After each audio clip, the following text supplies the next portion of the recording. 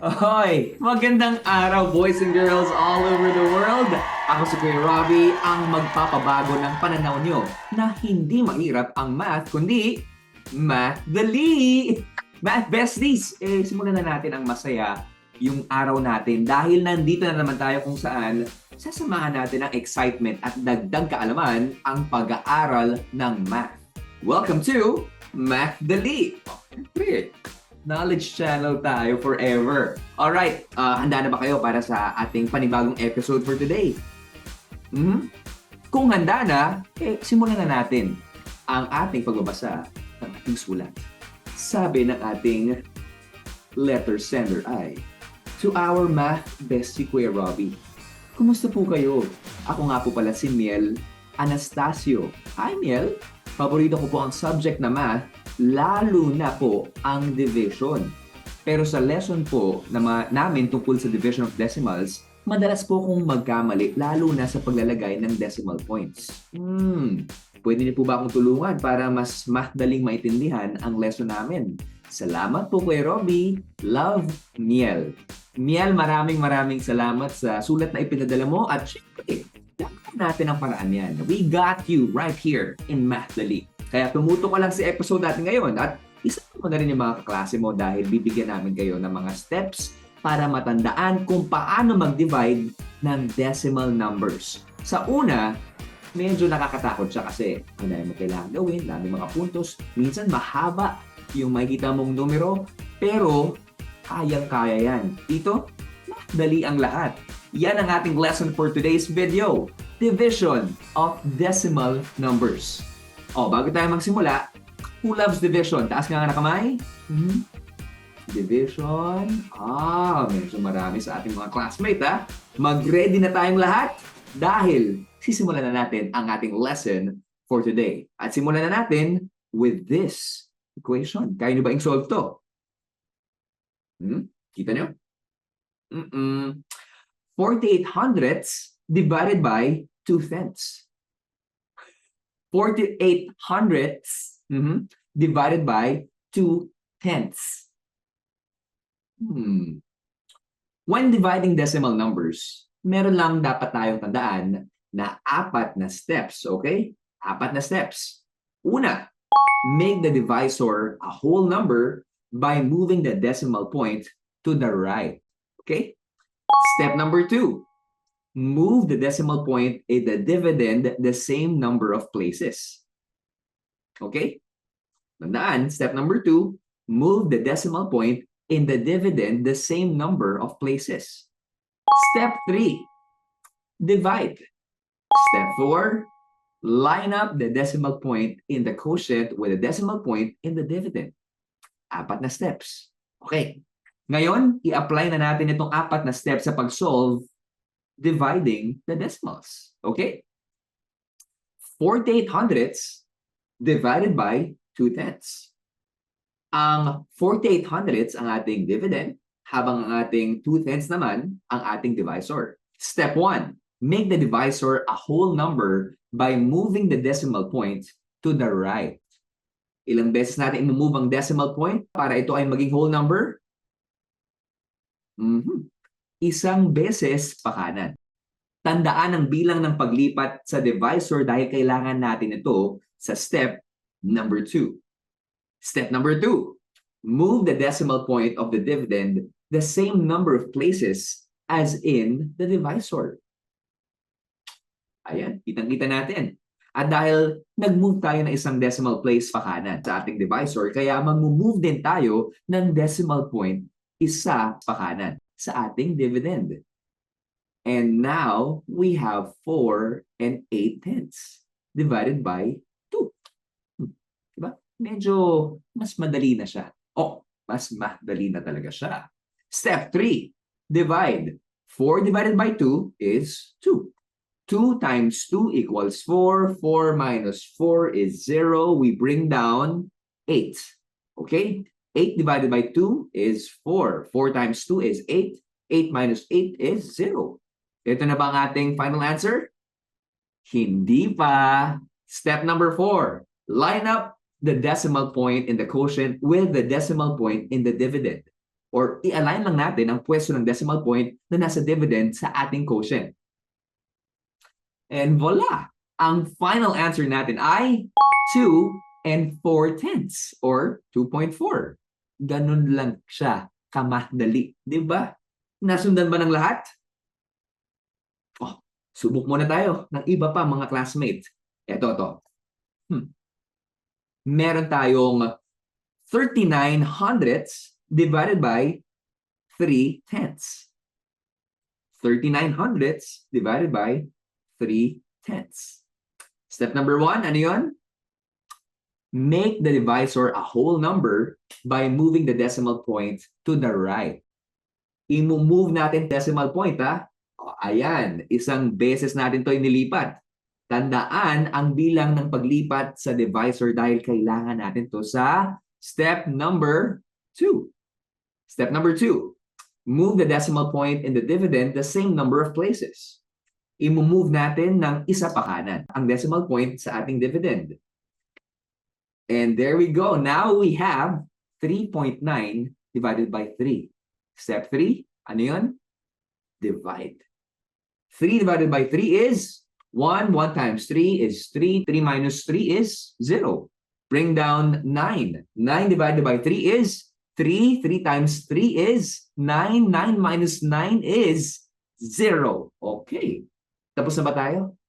Hindi pa tayo tapos. Step number 4. Line up the decimal point in the quotient with the decimal point in the dividend. I-align lang natin ang decimal point sa ating quotient. Kaya ang ating final answer ay 1 and 3/10 or 1.3. Nakuha na ba ang lahat? Nakuha na talaga lahat ng mga steps, no? Pero nakuha ba ng lahat yung ating proseso? Tandaan nyo lang ang ating steps para hindi malito. Okay? Handa na ba kayo para sa ating Math Dali Quiz time? Aba, ang gagaling ng ating mga classmates. Pero bago yan, subok pa tayo ng isa para ma-master natin. Okay? Last na to. One last example bago tayo dumiretso sa ating quiz time. Game?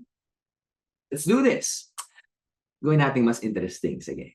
1 and 28 hundredths divided by 4/10. Okay. Step 1. Make the divisor a whole number by moving the decimal points to the right. I-move natin pa kanan ang decimal point, okay? Ilang beses? Ayan. 2 beses natin to nilipat. Tandaan ang bilang ng paglipat sa divisor dahil kailangan natin to sa step number 2. Step number 2. Move the decimal point in the dividend the same number of places. I-move natin ng 2 beses pa kanan ang decimal point sa ating dividend.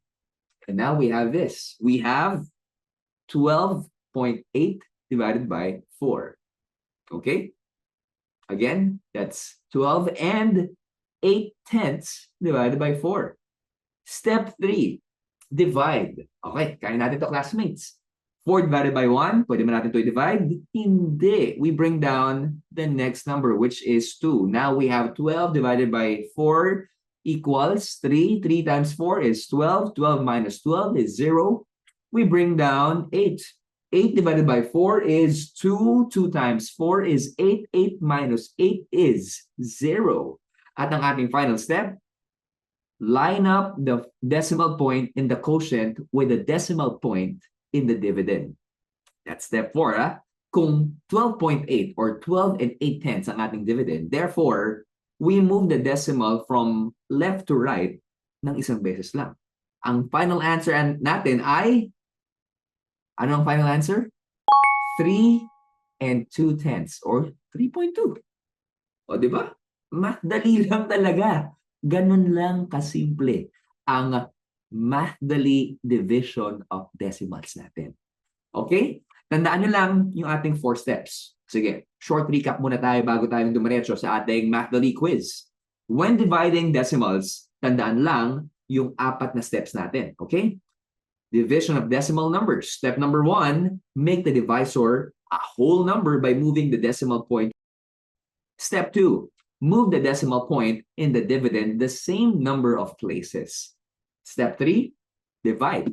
Step 4, line up the decimal point and the quotient with the decimal point in the dividend. And classmates, one last reminder, kapag hindi makuha ang sagot, huwag kayong mag-alala. Subok lang tayo ulit. Mahirap man, pero kapag sinapagan natin yung pag-iensayo, di ba lahat naman ay nagiging math dali? Kaya huwag matakot. Kayang-kaya natin yan. Game na ba ang lahat? Taas ng kamay kapag ready na para sa ating quiz time. At iwagayway. Okay. Let's do this. Be ready dahil magsisimula na tayo. And handa na ang pencil, ang ballpen at ang papel dahil ito na ang ating Math Dali quiz time. Here is question number 1. Analyze muna natin. What is the quotient of 56 hundredths and 2 tenths? Again, 0.56 and 0.2. Diba? Is it A, 28 thousandths, B, 28 hundredths, C, 2 and 8 tenths, or D, 2 and 8 hundredths? 20 seconds will start now. Ano nga ba? What is the quotient of 56 hundredths and 2 tenths? Tandaan nyo yung ating 4 na steps. Pansinin nyo classmates ha, medyo magkakahawig yung mga digits natin. It's only a matter of moving the decimal point. Ilan nga ba? Sa 2. Malalaman natin ngayon mismo because time is up. Ang tamang sagot ay letter C. C is the key. 2 and 8 tenths. Okay? Solve na natin. Step 1, i-move natin once pa kanan ang decimal point para maging whole number. And now, we have 2 as our divisor. Step number 2, i-move din natin ng isa pa kanan ang decimal point sa ating dividend. And now, we have this equation. 5 and 6 tenths divided by 2. Step 3, divide. 5 divided by 2 is 2. 2 times 2 is 4. 5 minus 4 is 1. We bring down 6. 16 divided by 2 is, 8. 8 times 2 is 16. 16 minus 16 is 0. At ang ating final step, step number 4. Line up the decimal point and the quotient with a decimal point in the dividend. At ang ating final answer ay 2 and 8 tenths. 2.8 and that is letter C. Oh, I can see you. Pares ba tayo ng sagot? Yan. Good job, classmates. Sana hindi kayo nalito sa mga pagpipilian, no? Okay, let's proceed to question number 2. Oh, magandang question to. What is the quotient of 66 hundredths and 3 tenths? 0.66 and 0.3. Okay? Is it A, 22 thousandths, B, 22 hundredths, C, 2 and 2 tenths, D, 2 and 2 hundredths? 20 seconds, go. Ano nga ba? Quotient of 66 hundredths and 3 tenths. A, B, C, or D. Tandaan yung 4 na steps. Again, medyo similar to sa question number 1, classmates. Pero, again, it's only a matter of the decimal points. Time is up. Ang tamang sagot ay C na naman. Good job! 2 and 2 tenths. 2.2. Okay. Solve natin ha. Step number 1, i-move natin once ang decimal point para maging whole number. And now we have 3 as our divisor. Step number 2, i-move din natin ng isa pa kanan ang decimal point sa ating dividend. And now we have 6 and 6 tenths divided by 3. Step 3, divide. 6 divided by 3 is 2. 2 times 3 is 6. 6 minus 6 is 0. Bring down 6. 6 divided by 3 is 2. 2 times 3 is 6. 6 minus 6 is 0. At ang ating final step, step number 4. Line up the decimal point and the quotient with the decimal point and the dividend. Ang final answer natin ay letter C, 2 and 2 tenths or 2.2, and that is letter C. Good job, you guys. Sino ba nakakuha ng tamang sagot? Ayos. With that, diretso tayo sa question number 3. Okay? Let's find the quotient of 64 hundredths divided by 4 tenths. Again, 64 hundredths divided by 4 tenths equals what? Is it A, 1 and 6 hundredths? B, 1 and 6 tenths? C, 16 hundredths? Or D, 16 thousandths? Okay? Let's find out. 20 seconds, go! Ano nga ba ang quotient nito? 0.64 and 0.4. Minsan classmates, huwag kayo mo-confuse. Ginagamit ko yung point something. Pero, ano yan? Medyo para mabilisan lang. But it's the same thing. 64 hundredths or 0.64 or 0.4 or 4 tenths. Okay? Don't be confused. Tandaan ang 4 steps. Ilan nga ba? And time is up. Sino sumagot ng letter C? Kung sagot mo ay letter C, you are wrong. The correct answer is letter B, 1 and 6 tenths. Paano ba nakuha yung answer na yun, Kuya Robby? 1 and 6 tenths. Sige nga, gawin nga natin. Solve natin. Let's start with step number 1. Let's move the decimal point to make the divisor a whole number. Okay? Sa mga nako-confuse pa kung ano yung divisor, naalala niyo yung division house? Ito, yung division house na yan. Yung divisor, kung may division house, yung dividend, yung nasa loob ng house. Yung divisor, yung visitor. Okay? Para hindi kayo malito. Divisor is the visitor na sa labas. Okay? Now, let's make the divisor a whole number. Okay? And yan, meron na tayong 4 as our divisor. Step number 2, i-move natin ang isa pa kanan, ang decimal point sa ating dividend. And there we go, we got that equation. We have 6 and 4 tenths or 6.4 divided by 4.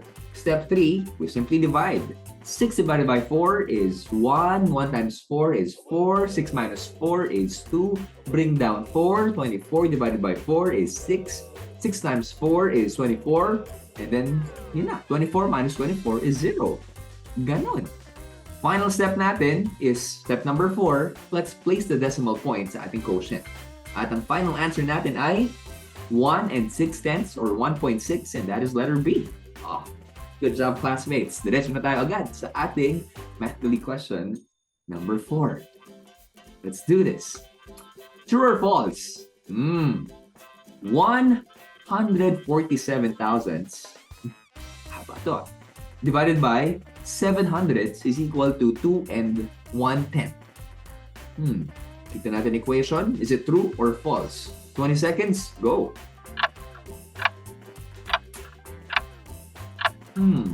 Analyze muna natin. Ano ba yung kailangan natin i-move? Yung dividend o yung divisor? Dividend o yung divisor? Okay?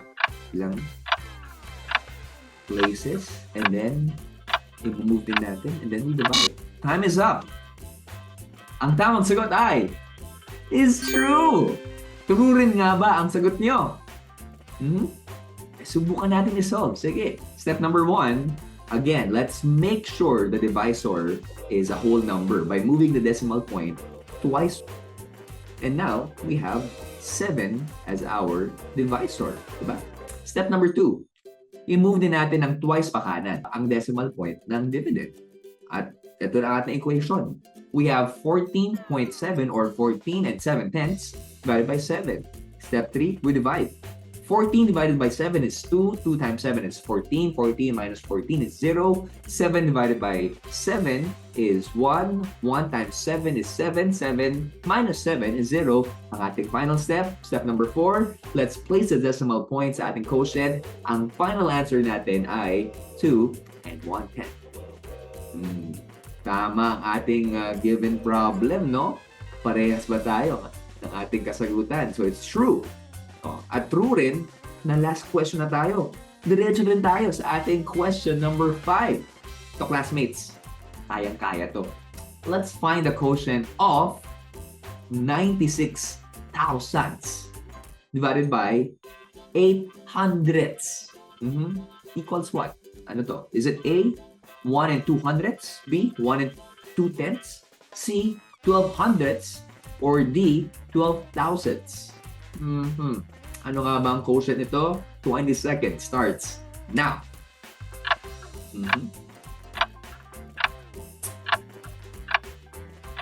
0.096 divided by 0.08 equals what? Ano nga ba? 1 and 2 hundredths, 1 and 2 tenths, 12 hundredths, 12 thousandths. Malalaman natin right now because time is up. Ang tamang sagot ay B, 1 and 2 tenths. Solve natin. Step number 1, let's move the decimal point twice to make it a whole number. And now we have 8 as our divisor. Step number 2, i-move din natin ng twice ang decimal point sa ating dividend. And now, we got this. 9 and 6 tenths divided by 8. Step 3, divide. 9 divided by 8 is 1. 1 times 8 is 8. 9 minus 8 is 1. Bring down 6. 16 divided by 8 is 2. 2 times 8 is 16. 16 minus 16 is 0. At ang ating final step, step number 4, let's place the decimal point sa ating quotient and make sure na align ito sa decimal point ng ating dividend. So ang ating final answer ay 1 and 2 tenths or 1.2. Ano ba nakuha ng score? Pati nga classmates, sino bang naka-perfect 5? Good job! Kung nagkamali ka man, don't worry. It's okay. Pwede mong balikan yung lesson natin for today at aralin kung saan kayo pwede pang mag-improve diba? At mag-try lang na mag-try para tayo ay masanay. Mas okay rin na mag-review with your best friend, with your classmate, dahil sabay na rin kayong manood ng Math Dali, sabay pa kayo magiging tama, di ba? Mas masaya ang lessons kapag may kasama ka. Gusto ko lang malaman, classmate, who loves our topic for today? Sino ba ang nag-enjoy sa ating panibagong kaalaman? Math Dali lang, di ba? Gusto ko muna kausapin si Miel. Miel, sana nakatulong ang lesson natin for today para mas naging math dali ang pag-solve o pag-divide ng decimal numbers. Yes? Classmates, may topics ba kayo na medyo nahirapan kayo sa math, na medyo challenging, na gusto nyo pang pag-usapan dito sa Math Dali? Pwede nyo yan i-share sa amin. Ang gawin nyo lang, mag-message kayo sa ating Facebook page ng Knowledge Channel para yung mga lessons na kailangan nyo pag-aralan, masagot at matulungan namin kayo, di ba, sa lahat ng mga problema nyo. Okay? Sama-sama natin gawing math dali ang math. Classmates, that's it for today. I hope nag-enjoy kayo sa pag-aaral natin. O paano? Ako si Kuya Robbie na nagsasabing, isip plus syaga equals math dali. We'll see you again. Bye!